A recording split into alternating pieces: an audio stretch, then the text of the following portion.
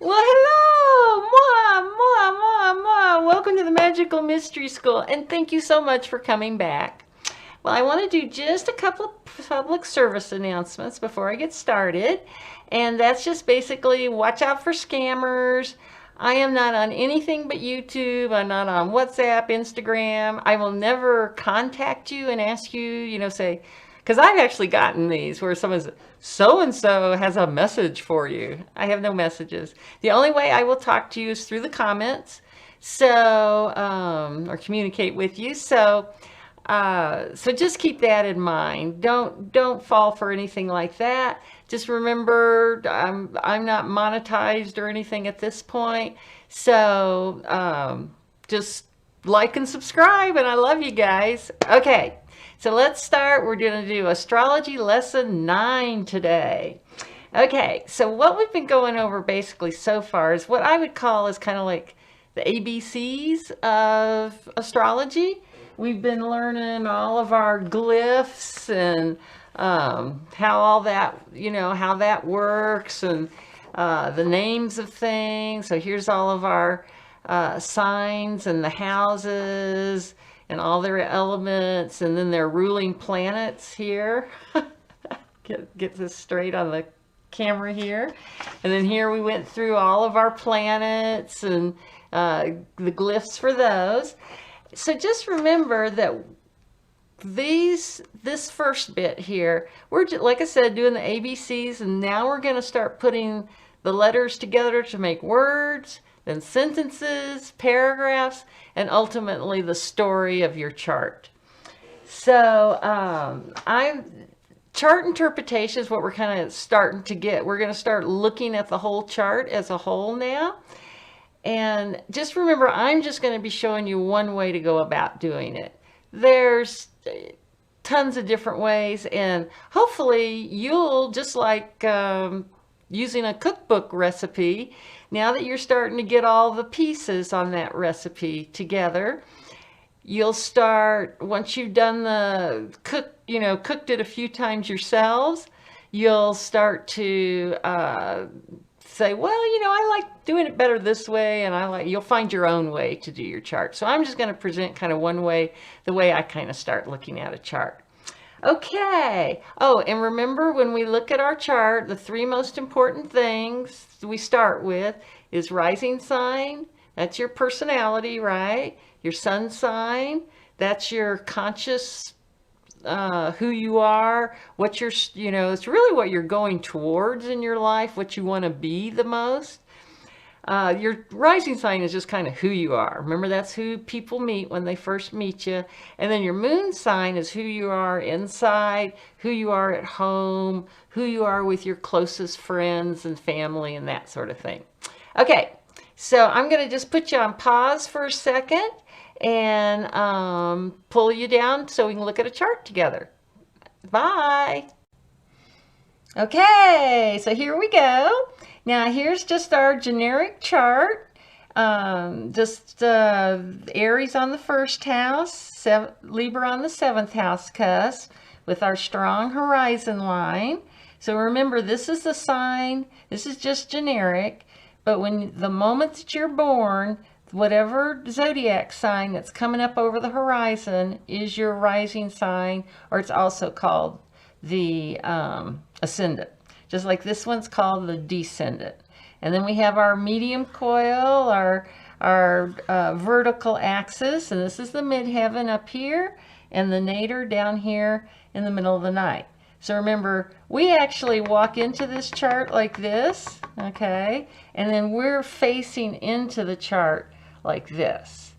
So, and sorry about this silly little toga, but one of the tarot card readers I listened to, she had to put swimsuits on all her tarot cards, on the ones that were nude. So I figured I wouldn't upset YouTube. YouTube made her do that. So anyway, so when we're looking at this chart, we're facing into it, and our head is up to the midheaven, our feet down to the nadir, our right hand over to the descendant, and our left hand to the ascendant. So this is east, west, above, below. So it's not north and south. Sometimes that can get confusing. All right. I guess I'll let him just stand over here and watch. Okay. Well, maybe I'll have, so he's a little cuter. Okay. All right. So when you're first looking at a chart, remember too that the sun, that Mercury is only 28 degrees. It's always going to be just 28 degrees from the sun. And Venus is going to be only about 45 degrees away from the sun. So, so just remember, each one of these houses is 30 degrees. So you can have a sun in Scorpio and a Mercury in Libra, because that's, you know, there's still 28 degrees apart, or they can both be in Scorpio. Now, and then Venus, you know, again, 45 degrees, we're talking about a sign and a half, so that's a little bit further. But just to let you know, one of the first things I look at beyond the rising sign, the sun, and the moon is, do I see a clump of planets anywhere on this chart? Because if you do, you're already starting to get a idea of what this person or yourself is like. So, and again, these 4 angles are super important. But, so anything, if you've got 5, remember there's 10 planets or luminaries altogether. Sun and moon aren't planets. But there's 10 lights that we look at, cosmic lights out there. And if you've got 5, 6, 7 planets all above this horizon line, then you're going to tend to be someone that's a little bit more worldly. You're more comfortable maybe speaking in public. And the more those planets are, the closer they are connected to the midheaven, you know, as if those 5 planets are all clustered around here, then the more you're going to be like what the qualities that I'm talking about. So you're going to be more comfortable being a leader. Your career is important to you, just being out there in that public sphere. Now below that, if you've got planets that are anywhere below this horizon line, but specifically if they're more clustered around this nadir, you're going to be more comfortable at home. Your feelings are going to be more or easier for you to accept, to deal with, and that are more acceptable to you, accessible to you. So whereas like this person on their weekends, maybe going back into the office to finish up work, this person on the weekends is going to be working in their garden, working around the house, and be more comfortable doing that kind of thing. Okay, now, so that's above and below the horizon line.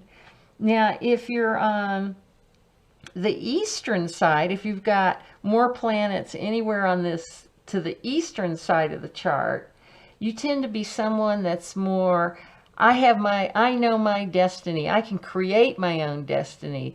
I can create my own opportunities. You feel like your life is in your own hands, that you're creating your own life. Whereas if you've got 5, 6, 7 planets over on this side of the chart, and again, the more this is more true, the closer it is to this descendant, you're going to feel more like destiny is moving you through life, that you're going towards your fate, that sort of thing. And you tend to be a little bit more of a go along, get along type person. Whereas this person is more like, I want to do what I want to do, over on this side, more of that. So, and of course you may have planets that are in a quadrant. So start to look at that, start thinking about that. So for example, someone who has maybe a bunch of planets above the horizon, but yet they're maybe more over in this quadrant, yeah, they may still want to have their own business, but they might want to be in partnership with someone or in a group setting. Whereas these people over here might be more, I just want to have my own business and I don't want to have to even deal with having a partner. I just want to go it on my own. So there you can kind of see how these how the quadrants and the hemispheres, the above and below, east and west, sort of start to influence your chart. So, oh, and I also wanted to mention, I just talked a little bit about house cusps there, and I just wanted to define that a little bit. For each one of these houses, this line is what's called the house cusp line. And what that means is that's when it changes from first sign to second, or first house to second house to third house. So those are going to be different signs. So that's what, when I say cusp, like if you've got all your planets near the seventh, you know, in this area, between the sixth and the seventh, the cusp is what I mean. And you'll also hear people say, oh, you know, I was born on April 21st, so I'm on the cusp. I don't know if I'm a Taurus or a Gemini or whatever. So what that means, that actually now that we have computers, that's not going to be so true anymore. We're always going to be able to figure out our sun signs and moon signs and stuff like that. Okay, so for this, I think I'm good with this. So your homework for this class is to get your chart out, and I hope you've all run your chart by now, and start looking. You know, am I above the horizon, below the horizon, east, west? Am I in a quadrant? Do I have opposites? Have I got hunks that are opposite each other? Am I just kind of, once I get past this grouping, sort of a grouping here, am I just kind of got planets just scattered all over? And there's nothing, none of this is bad or good. Like, you are going to have houses that don't have any planets in it. You may have a house that's got 5 planets in it. So, you know, none of it's good or bad one way or the other. It's just how you're going to interpret the chart. What does this mean in your life? Okay, so that's your homework. And I think that's, oh, and let me just mention one other word to define, is the word stellium. So whenever you've got three or more planets that are really tight within 10 degrees, that's considered a stellium. So, like I was saying, like here with Mercury, the furthest it's ever going to be is 28 degrees. So it may not, you know, you may not have that stellium with them, but you may. But you need another planet in there too. You need at least 3 planets together. Okay, so I think that's enough for now. And next time I'm going to talk about these polarities, because I think that's real important too, because it's kind of like whatever you have a lot of, if you've got something empty on the other side, there's a way that those two kind of feed off of each other. So we'll talk about those polarities and keep going with chart interpretation, so that hopefully if somebody says, oh, I'm Jupiter and Scorpio in the 11th house, that's what we're going for, that's going to have some meaning for you. So hang in there, guys. We're doing this one little baby step at a time. Okay, thank you, and we'll see you next time. Remember, like and subscribe and all that good stuff. Bye.